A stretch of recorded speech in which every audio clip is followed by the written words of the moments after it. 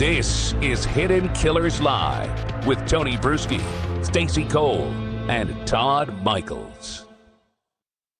We are talking about the Adelsons, Donna Adelson, Charlie Adelson, Harvey, Wendy, you know, the whole clan that's coming to ABC Saturday nights for a feel-good comedy that you've never saw coming.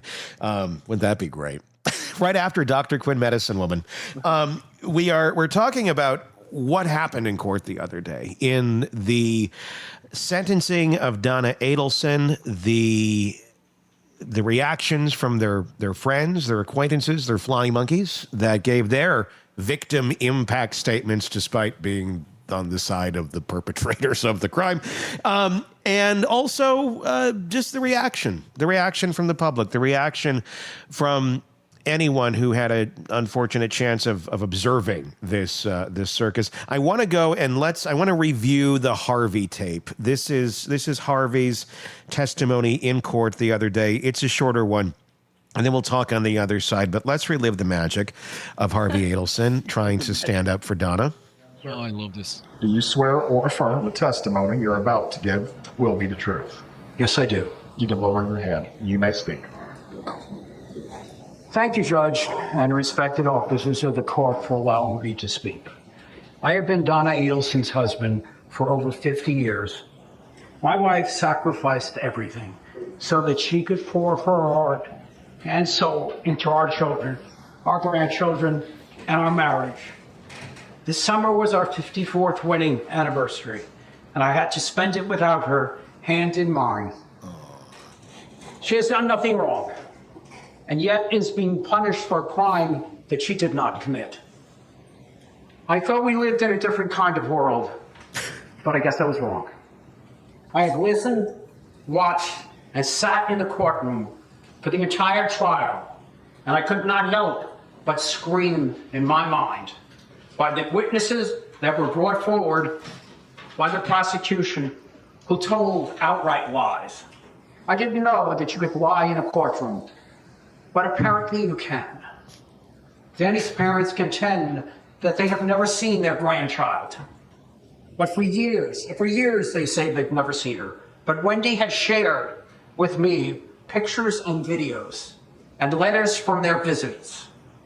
They have suffered immensely at the loss of their son, but they also contend to tell lies to the court about our grandchildren. Donna has always been a loving and caring wife. You tell them, Harvey. Innocent of the charges. You tell them. A biased judge. I wrote it for you last night in the cell. Were influenced by years of one-sided news pieces and social media. Doctor. Ms. Wolford, this has nothing to do with character of the defendant or the sentencing. May I just one moment, please? Yeah, here we go. May I What do did my you write job? here? Yeah, let's see what you wrote. Let's see what's left when she's done Xing things out. This is my favorite part. Jennifer says ChatGPT Okay. at its finest. She's right. This last line right here, only that. That's Yeah. all you can read. Donna did Just not keeps participate going. in heinous acts that she was convicted of doing.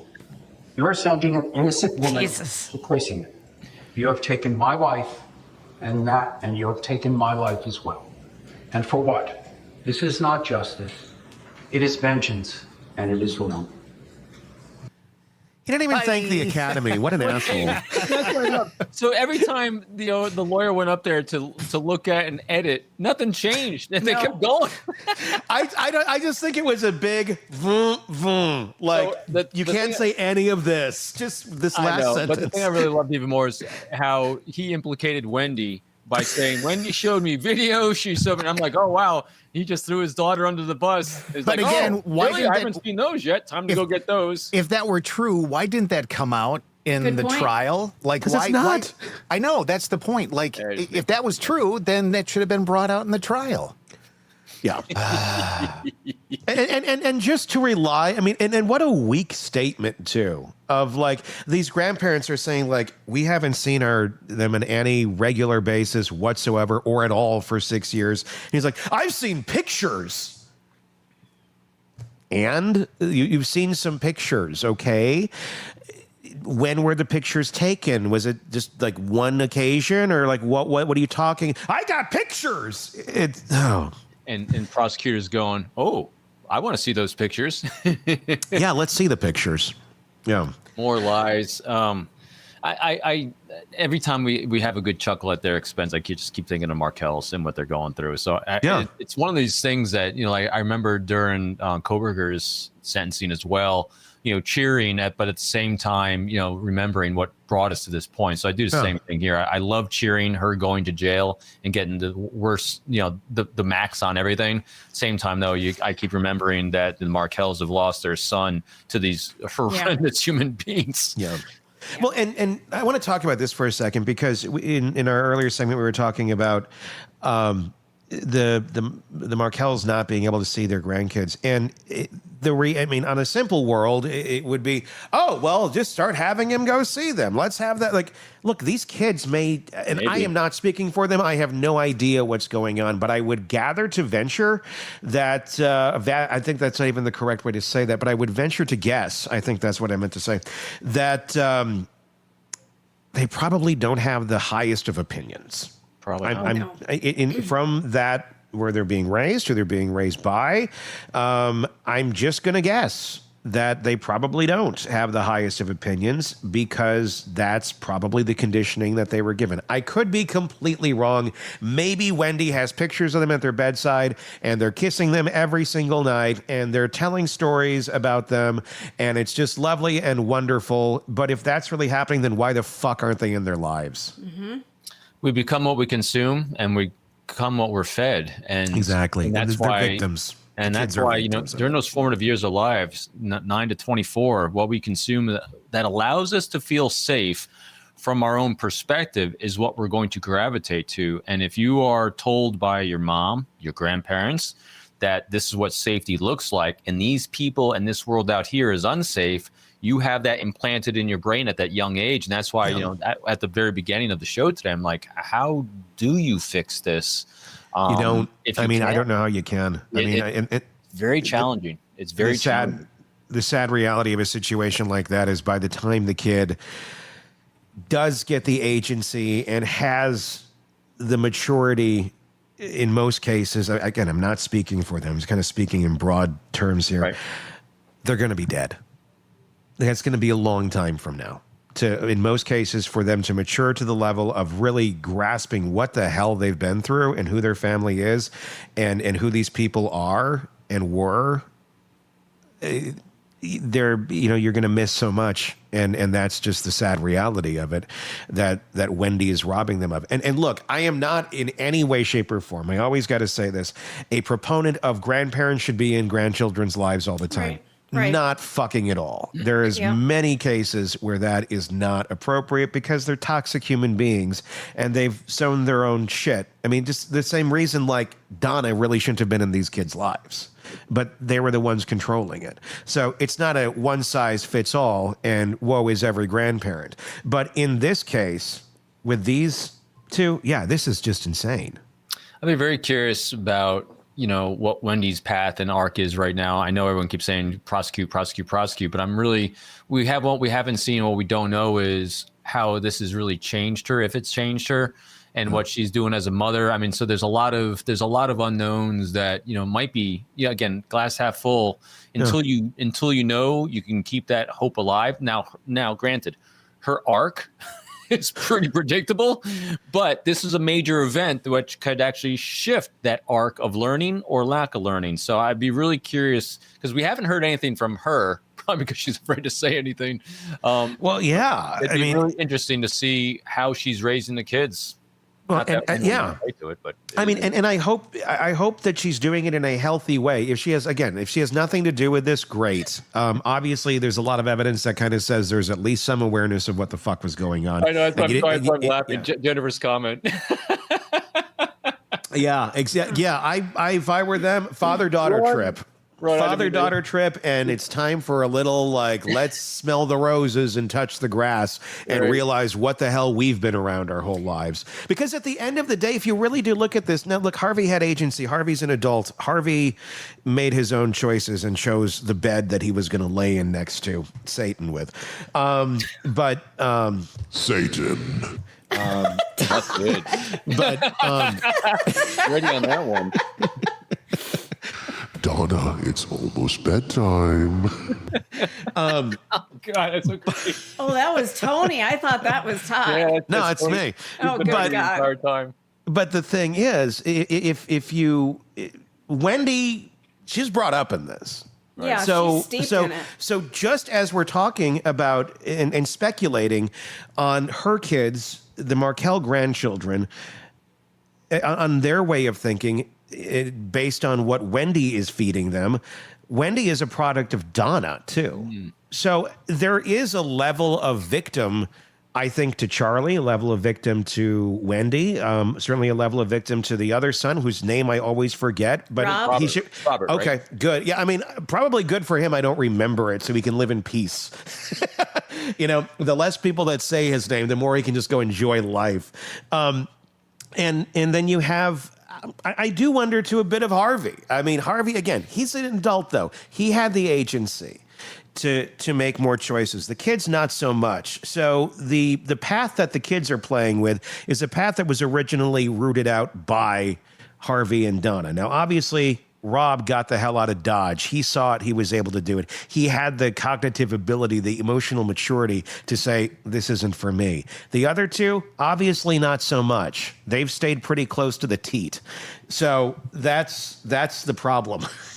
Because Donna kept going, it's chocolate milk day. So now all I can think of In is hell. Donna's teat comes to mind, and now I'm not going to get through the rest of the day.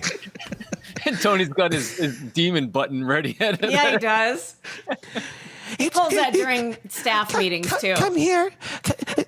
Charlie, I just want to give you some chocolate milk.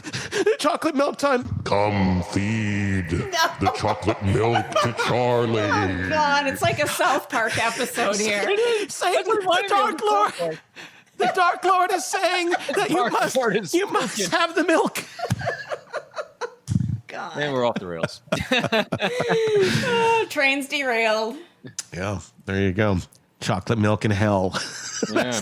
That's the title of Charlie's book. Chocolate milk in hell. Oh my gosh. So what's he do now? Well, recently I saw a video of Charlie complaining that someone opened the door and it stubbed his toe in the prison, and he had a big fit about that. Charlie wasn't happy. Stubbed his toe. Hey, you know what? I'll give him a little credit. That shit hurts, man. I've known people who've, dislocated toes on coffee tables and had to go to the ER. I mean, that's a thing. Stacy, he murdered somebody. I just want to clarify. Fine, take the wind out of my damn sails. Thanks That's a why lot. I'm here. That's why I'm here. Wait till she starts going on about her love for Luigi Mangione or something. Well, he's cute. Oh my God. No. I mean, he's a looker. And he works out. I mean, have you seen those pecs? My God. Oh my God. I'm not justifying what he did. I'm just saying he's not Throw bad another to shovel. look at. Throw her another shovel. Oh, another shovel. Beep, beep, beep. Okay, if we had Rex Jesus Yorman Christ. or Luigi to look at, ladies in the chat, who are we going to look at? I throw them all in a pit. Satan. I'm just saying, if we have to look at somebody, Pull her out of the pit. he's going to mute my mic. I'm done. Yeah. I'm out. So that's where the whole Adelson world sits now. Do you think that the reactions that they gave in court the other day are going to? I mean, obviously, they're not legal reactions. There's nothing here that constitutes any sort of breaking a law or reaffirming any sort of wrongdoing. But in terms of the motivation of a certain prosecutor named Georgia Kappelman, when you're being torn apart by people who are unindicted co-conspirators, or one of them doing that, I don't know. It might put a little fire in my behind to be like, I was looking over here at your daughter, but I might want to look your way a little bit now too. Yeah. So what'll probably happen? So the prosecutors definitely know these personalities. They've talked to him. So what they saw on display at the sentencing was probably not a shock to anyone on that team. They've seen this before. It's just the first time we've all seen it. And so it wasn't a shock to them. What it'll be interesting to see, because of the public outcry now of saying, oh, you got to go after these people because there's a lot more here than I think the public knew potentially. So it'll be interesting to see what kind of pressure is put on them from the external forces on this. I think my guess is, they were going to do what they're going to do regardless on this, but it definitely probably put a fire under people that are trying to be reelected for things, and politicians and things like that, saying they, press for these things. That's more likely what it was affecting. But actually the rule of law itself, I think they are already set on what they're going to do regardless of that outcome. Yeah. It's just kind of a ticking time bomb, really. Right. But now, at least now, if you, the opposite of this, now in the public's viewpoint, if you don't go after them, that's going to make them question it even more, because you're like, why aren't you going after, especially Harvey? Well, I'd say all of them. I mean, just anyone. Yeah. In all reality, if I was that first guy that got up there to defend Donna, I'd be a little worried about myself as well. I mean, just they should look at everyone in these people's lives. It's like, what's going on? Yeah. What's going on that you're gravitating towards this sort of and what's going on in your life that this is normal to you? And and now that you know all the facts, this is still defensible to you. Because that's happens, the weird part. And so here's why it's a little scary to come to someone's defense like this, especially as sentencing, is because if there's still more potential of charges and a prosecution of someone involved in this, and everyone involved in this knows that. I mean, it's out there that, they're still looking at Wendy, and obviously still potentially looking at Harvey. And so what happens is, as you come to someone's defense, if you've had contact with them, you're going to be on either a witness list. If you're going to be on a witness list, they're doing a deeper dive on you to see what your credibility is. So you are part of this investigation. And that's what you don't want in life. That's why I was really kind of shocked that anyone would come to their defense, because you're now involving yourself in the cabal of crazy. That's not good for you. That's not good for your personal brand. That's not good for a business brand. And that's not good if you want to stay out of jail yourself. If you do, because remember this, if you want to find someone guilty of something, you can almost always do it. So you don't want someone to want to find you guilty of something. That's why all these people, that was a risky move. And I don't think it's going to play well for anyone. Yeah. I don't either. Be interesting to see who comes to the next party. Still waiting for the invites. I think they'll be maybe sent out soon by Georgia. I'm hoping any one of these days. I'm just waiting for the news flash. Oh, look who just got busted by a grand jury indicting them. We'll have to wait and see. Stay tuned, as she says, and I'll say the same thing. All right, that's going to wrap up today's program. Be sure to let us know your thoughts in the comments section on YouTube if that's where you're watching. Be sure to press subscribe wherever you're listening or watching, wherever it may be, so you don't miss any of our coverage in this and the many cases we're following for you right here. Until next time, for Stacy, Todd, and Robin, I'm Tony Brueski. We will talk again real soon. Want more on this case and others? Then press subscribe now and don't miss a moment of true crime coverage from Tony Brueski and the Hidden Killers podcast.